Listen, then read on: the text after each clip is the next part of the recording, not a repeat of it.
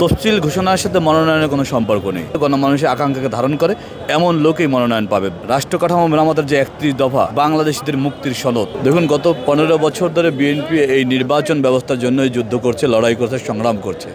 আমরা গণতান্ত্রিক ব্যবস্থা যে প্রথম এবং প্রধান ধাপটি হলো নির্বাচন। নির্বাচনের মাধ্যমেই একটি রাষ্ট্রের শাসন ব্যবস্থা পরিবর্তন হতে হয়। কিন্তু আমরা দেখেছি গত ১৭ বছর ধরে এদেশে একটি ফ্যাসিবাদী সরকার ছিল, অবৈধ অগণতান্ত্রিক কর্তৃত্ববাদী সরকার ছিল, যে কারণে নির্বাচনের নামে তামাশা করা হয়েছে। কখনো নৈশ ভোটের নির্বাচন হয়েছে, কখনো আমিডামি নির্বাচন হয়েছে, কখনো একক দলে একটি দলের নির্বাচন হয়েছে।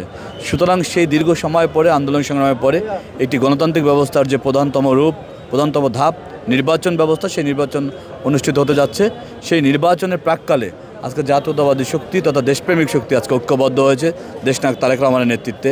আমরা দৃঢ়ভাবে বিশ্বাস করি এই গণতান্ত্রিক ব্যবস্থার মাধ্যমে, নির্বাচনী ব্যবস্থার মাধ্যমে বাংলাদেশের গণতন্ত্র পূর্ণ প্রতিষ্ঠিত হবে। তফসিল ঘোষণার সাথে মনোনয়নের কোনো সম্পর্ক নেই। কারণ একটি দল, এটি হলো দলের নিজস্ব চিন্তা, নিজস্ব বিবেচনা।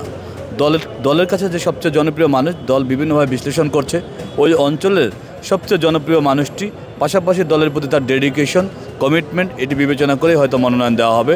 পার্টি হয়তো এজন্য বিশ্লেষণ করছে, নানানভাবে জরিপ করছে। আমরা দৃঢ়ভাবে বিশ্বাস করি গণমানুষের প্রতিনিধিত্ব করতে পারে, গণমানুষের আকাঙ্ক্ষাকে ধারণ করে এমন লোকই মনোনয়ন পাবে। রাষ্ট্র পরিচালনার দায়িত্ব বিএনপি পেলে বিএনপি রাষ্ট্র কাঠামো মেরামতের জন্য যে ৩১ দফা ঘোষণা করেছেন, কিসের ভিত্তিতে বিএনপি কীভাবে রাষ্ট্র পরিচালনা করবে ইতিমধ্যে গণমানুষের কাছে বিএনপি উপস্থাপন করেছে।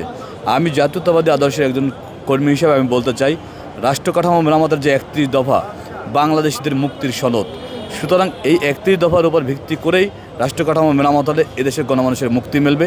একইভাবে প্রান্তিক জনগোষ্ঠী থেকে শুরু করে অভিজাত শ্রেণী সবাই মিলে আমরা সাম্যের গান গেতে পারবো। দেশে দেশে সবার সাথে দ্য নিউজ।